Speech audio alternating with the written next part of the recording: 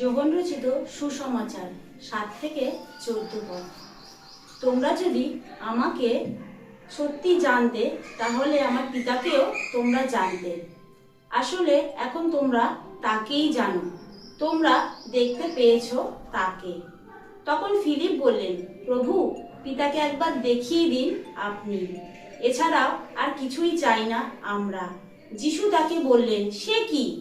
আমি যে এতদিন ধরে তোমাদের সঙ্গেই রয়েছি, অথচ তুমি তবু আমাকে চেনো না ফিলিপ?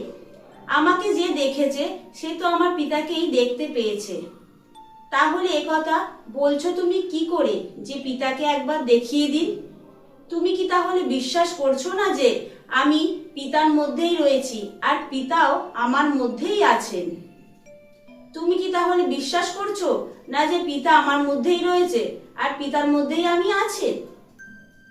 আমি তোমাদের যা কিছু বলি তা তো নিজে থেকেই বলি না, বরং আমার পিতা যিনি আমার মধ্যেই রয়েছেন তিনি তার নিজের যত কাজ এইভাবেই করে থাকেন।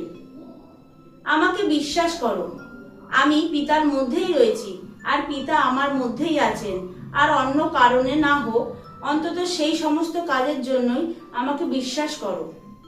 আমি তোমাদের সত্যি সত্যিই বলছি যে আমাকে বিশ্বাস করে আমি যে সমস্ত কাজ করি সেও ঠিকই তাই করবে, এমনকি তার চেয়েও বড় কাজ সে করবে, কারণ আমি এখন পিতার কাছে যাচ্ছি।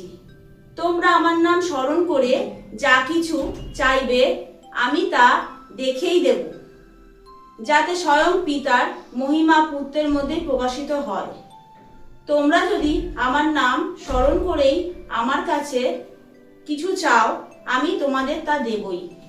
এই হলো প্রভুর বাণী।